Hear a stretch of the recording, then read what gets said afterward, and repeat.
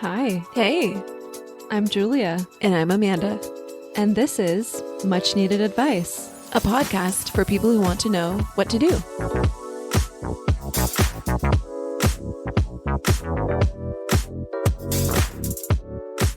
All right, we're recording. All right, hello. We're back. I don't know if we've told the audience yet about our bingo. I don't think we have, but we should because then they can help us get more squares. So Julia surprised me one day coming to record the podcast in my apartment with these custom-made giant bingo cards, one for me and one for her, in colors that go perfectly with my color palette in my apartment. And they're also kind of like, muted tones that go with your aesthetic as well. Yeah, I didn't want it to be obnoxious. I wanted it to be something you could keep out. And soothing, and it's beautiful. Anyway, it's this bingo card entitled M&A Bingo, and it has various KPIs, various goals that we've created for ourselves that we want to complete with this podcast. And then we stick at one of these transparent dots on each of the squares when we complete them. So it's 5 squares by 5 squares. So 25 KPIs. It's a visual reminder, it's a progress tracker, and there's rewards built in. So like when we get bingo, we get to treat ourselves to martinis, for example. Because we never do that. Because we otherwise. wouldn't do that ever. And when I was putting together the bingo boards, I wanted it to be a mix of things in our control and things not in our control. So some of them are like a certain number of consecutive episodes that we've published, which is in our control. So when we've done that many episodes in a row, we can put the thing on that. But then some of them are like total downloads on an episode, which you guys control. These are all some of the tips that we're going to be talking about when it comes to creating routine and habits and reinforcing them with visual reminders, specific goals, rewards. And not just your overall goal, but Incremental goals. yes. Yeah, baby steps, breaking down what you ultimately want into really small, manageable, Specific. bite-sized pieces. Okay, so what you guys can do to help us get bingo is download our episodes. Which also means just listen to them. And the way that you can help us get more of those is by sharing this podcast with your friends. We'd love it if there's a specific episode where you're like, ooh, my friend really needs to hear this. Be specific with it, you know? Also, keep sending in your questions because we want to make sure that we're delivering episodes on topics that our audience is actually curious about. Follow us on Instagram. Subscribe to our podcast. Oh, yeah. Big on one. all of the channels, Apple, Spotify. Or follow it. They've changed the language. Oh, okay. Because subscribe now means paying for stuff. So Yeah. follow our podcast. Did you guys know this is a free podcast? Can you believe? We're giving you free entertainment and advice. Wow. It's kind of crazy. You can also rate it and review it if you want. Oh, yeah. 5 stars helps. Only 5 stars, though. Only 5 stars. That helps get our name out there and put us to the top of the charts.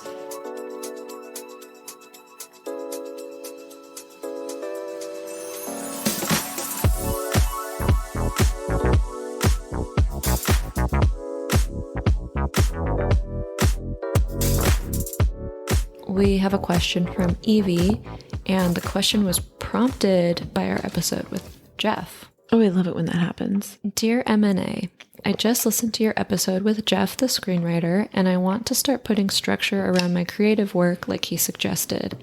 I'm more like you girls. I think I have diagnosed ADHD. Hey. All right. Oh, sorry. Undiagnosed ADHD. That makes more sense. So routine feels unnatural to me. Yeah, we get that.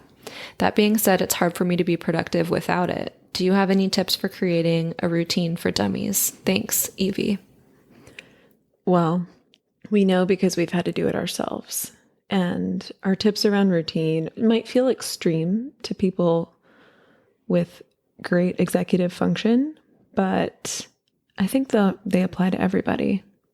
We're giving you a lot of tips because we want you to try things and pick and choose what works for you, because it's really personal, and any book that tells you they're going to show you the best morning routine is bullshit, frankly. I mean, you can try things in all of those books, but every single person is different and every person's brain works differently.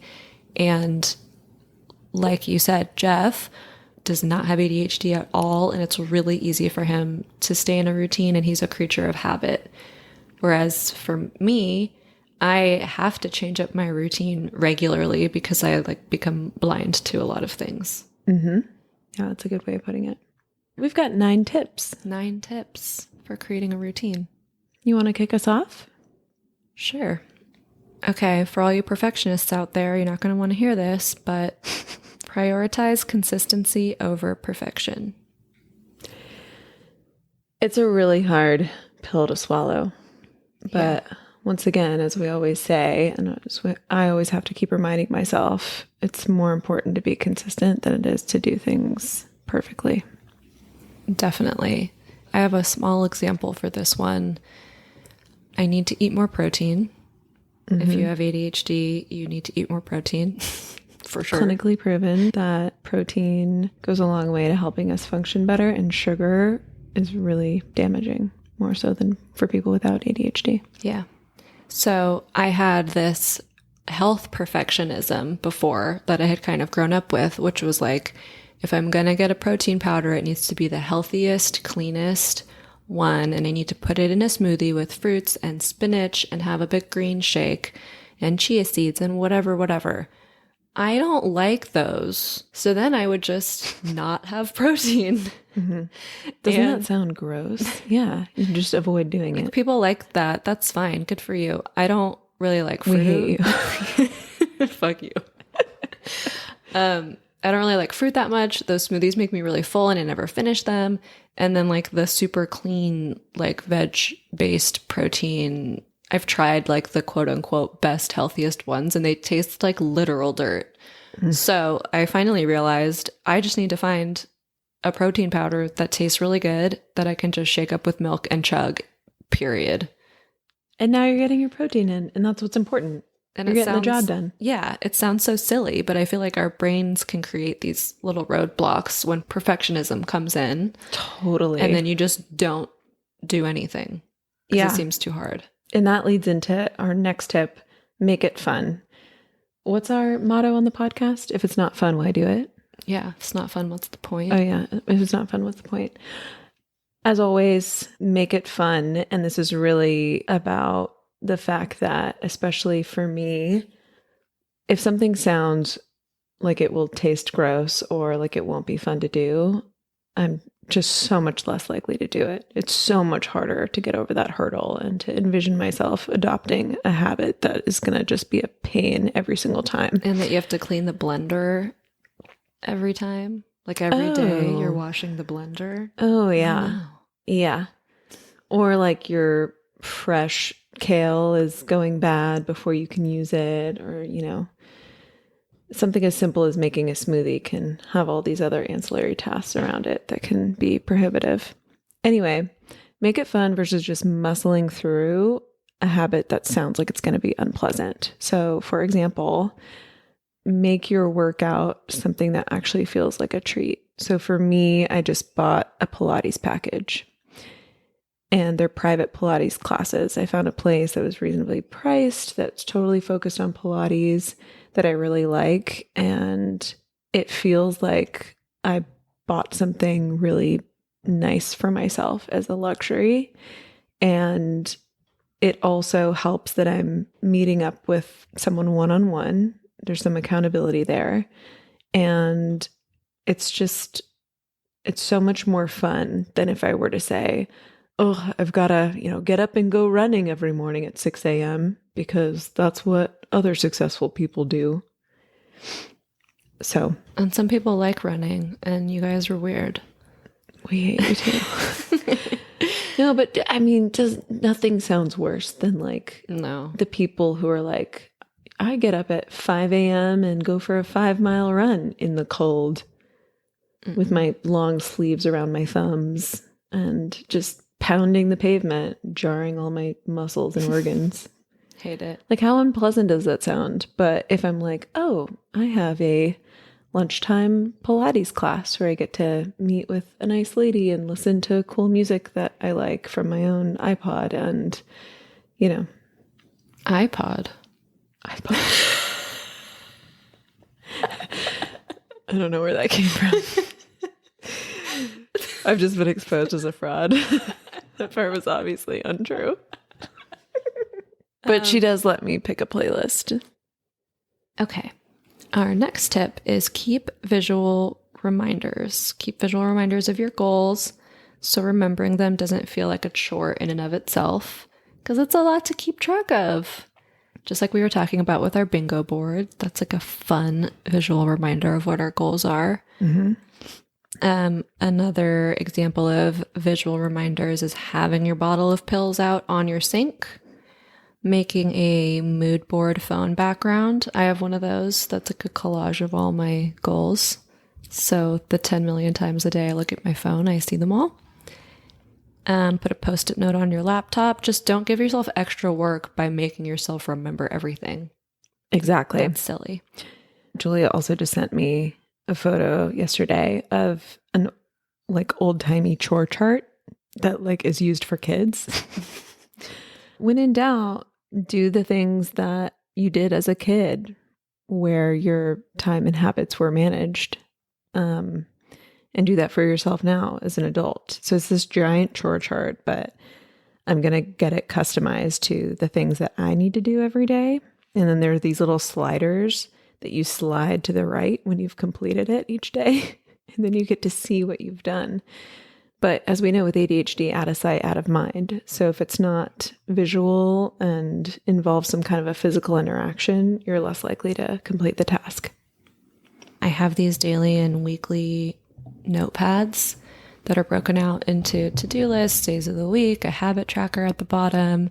Some of them even have like a little corner for where you can mark how many glasses of water you've drank that day or what you've eaten. We'll link them in the show notes. I think they're super good because if your to-do list is in the same place as your habits, and if you have issues with eating enough or drinking enough water, like if it's all in the same place that you're referencing multiple times a day, it's so helpful because it's just right there. And I love to fill those out at night. I'm more of a night owl than a morning person. So I use my nighttime energy to plan the next day, which I also feel like helps me sleep better. Because again, I'm not trying to keep all those things in my brain and remember them. I've released them. And then the next morning I can just autopilot do what I wrote on the list. The thing that I really love about those weekly notepads that you have is that it's one sheet that contains all of your tasks for the week. And then at the end of the week, you just rip off that sheet and you start with a fresh one. So it's satisfying. Like you can see everything at one time. You don't have to flip through a little notebook or flip around from a task list back to your calendar. Totally. And I have this digitally, I have my Google Calendar and task list, which works great. And it shows up on my phone too. But sometimes you got to throw the whole kitchen sink at the problem. And for me, having things on a phone or a laptop that can turn off, again, it's out of sight, out of mind. And I forget what I'm doing and lose track. Plus in paper form, you can use all your cool colorful pens and highlighters. You can use little star stickers on the habit tracker. Yeah. Why can't we get gold stars? Order some sparkly gold star stickers on Amazon. You deserve it. Next, find what helps you focus on the task itself. So, yeah, it's all well and good if you remember to do the task, but actually getting through it and completing it can be just as big of a challenge. So, one thing that my therapist just suggested to me when trying to get through really boring, mundane things like making the bed in the morning is to sing about the task while you're doing it. So if you're making your bed, you sing, I'm making the bed today, and my bed is getting pretty, and my dog is in the way. I really like that song. So you can't just sing any song. You have to sing about what you're doing. and that kind of helps the time pass. This must sound so crazy to people who don't have ADHD. who aren't neurodivergent. If you're neurotypical, turn this podcast off now. They're all like, why can't you just make the fucking bed? And you don't even know how many times we've been asked that. You don't. Yeah, it's hard to explain. It's hard out here for us.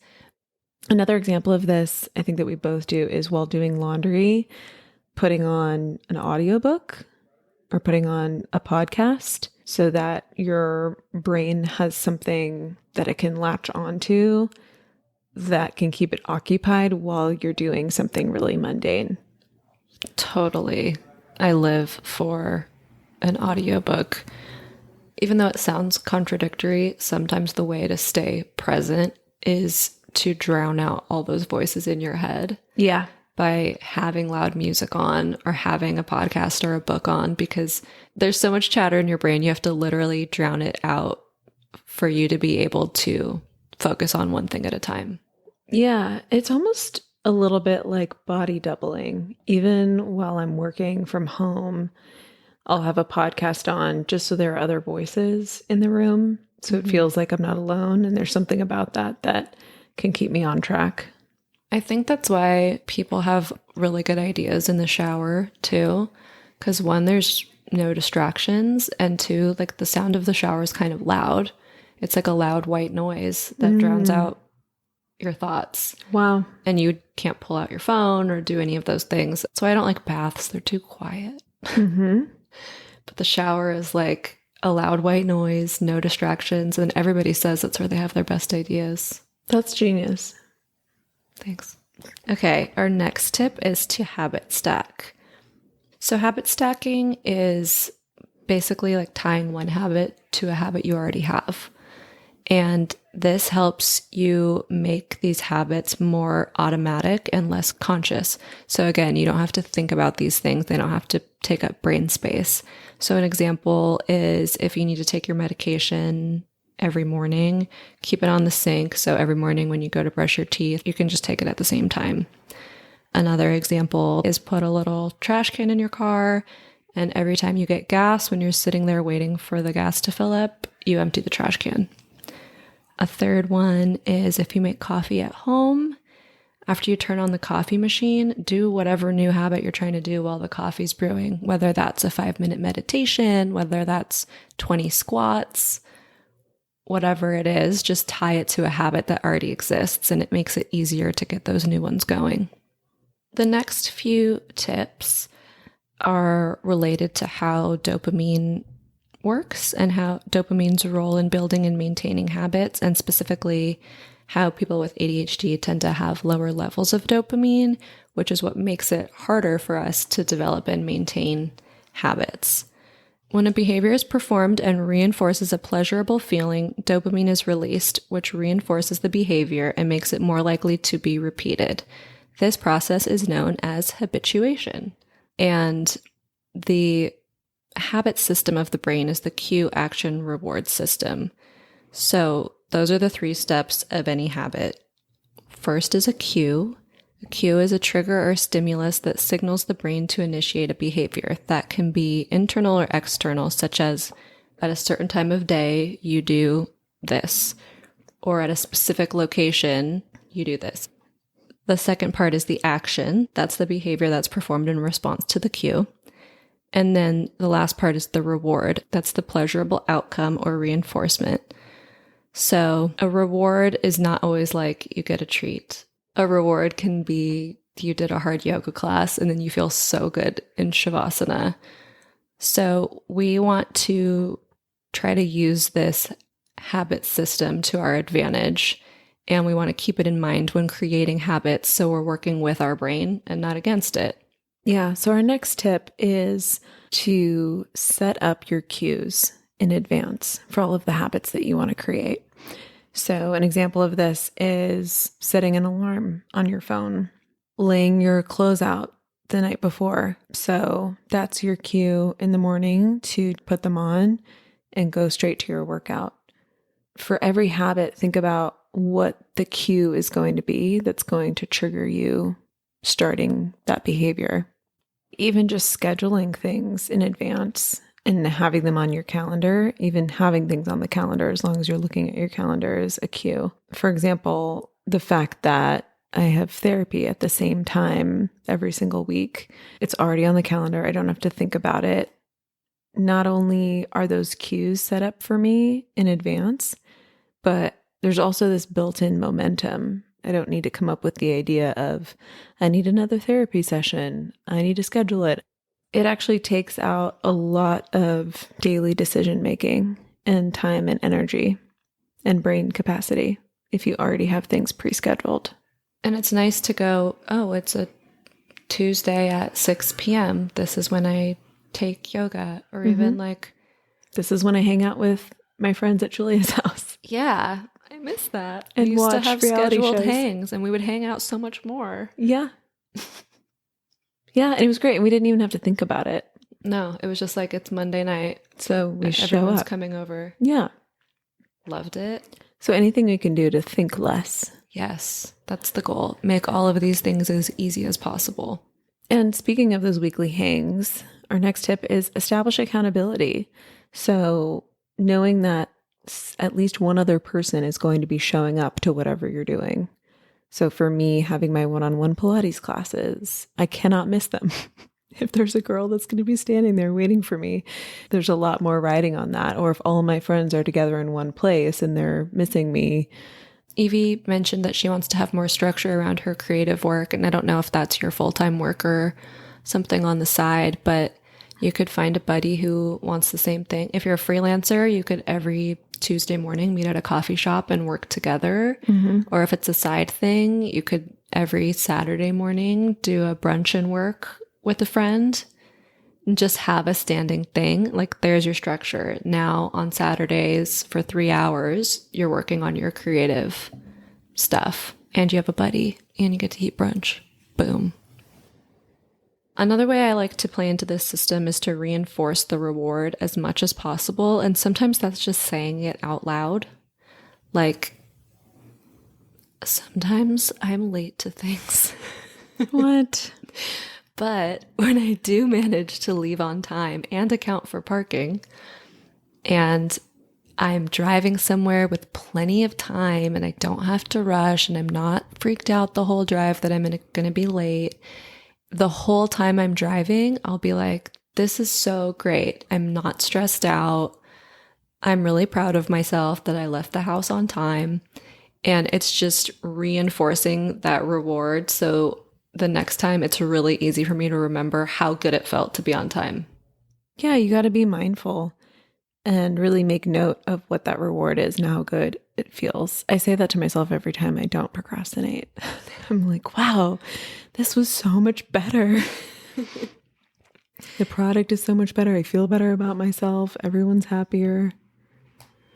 I think people with ADHD, especially women with ADHD, get the opposite of that so much, either internally or externally, where we're always beating ourselves up for doing it the wrong way or being late or forgetting something.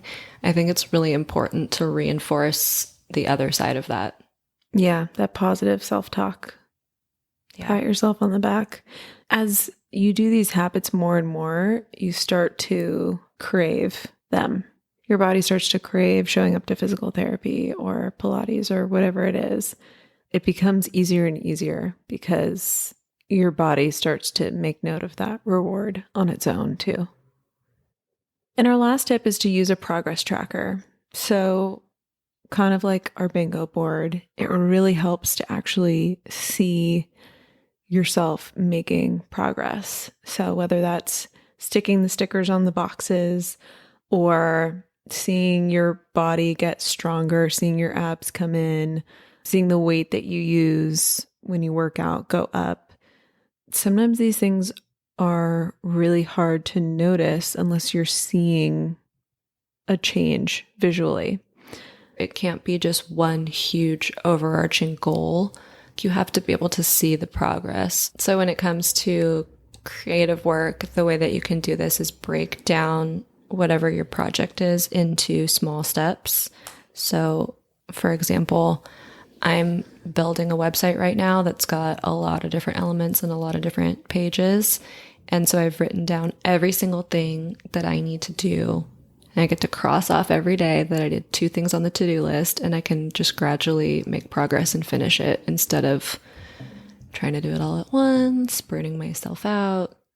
In marketing and tech, there are those programs like Basecamp, Asana, Trello. Yeah. There are all these different softwares that are used to help with the iterative process of building a product. And it keeps track of every minute step and whether or not it's completed and who the owner is and the due date. And, why wouldn't we need that in our personal lives too? Your personal goals are just as important. Actually, they're more important. And so they need just as much management to get done. Should I do a recap? Yeah. All right. These are our 9 tips for creating a routine. Number 1, prioritize consistency over perfection. Number 2, make it fun. Number 3, keep visual reminders. Number 4, find what helps you focus on the task while you're doing it. Number 5, set up your cues in advance. Number 6, establish accountability. Number 7, reinforce the reward. And number 8, use a progress tracker. Love it. We hope that helps. Remember, Yay. It's all trial and error. So try one thing for a little bit, and if it doesn't work for you, throw it out. Try something new. Yeah. And if it ever feels like overkill, just remember, all of these things are actually going to make your life easier, not harder. And you're going to accomplish your personal goals. It's a big win. We're excited for you, Evie. It's worth it.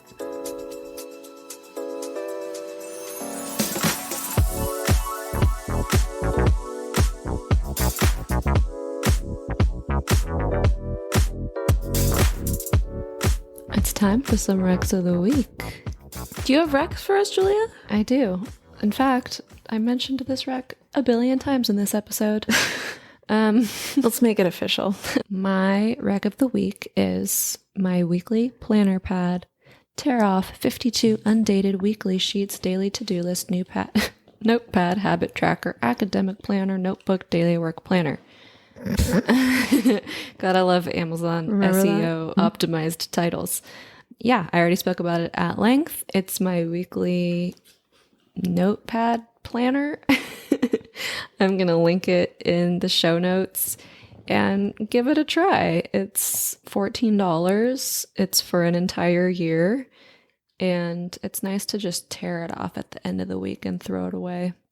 All right. And my rec of the week is a chore chart turned into an adult to-do list tracker. So I use this for every daily habit I'm supposed to complete. So for me, it's like make my bed, walk my dog, go to Pilates, journal for 30 minutes, lay out my clothes for tomorrow, things like that. So on Amazon, the name is 2 Pieces Chore Chart for Adults To-Do List, My Chores Checklist, Task Board, Sliding Routine Chart for Kids, RV Reminder.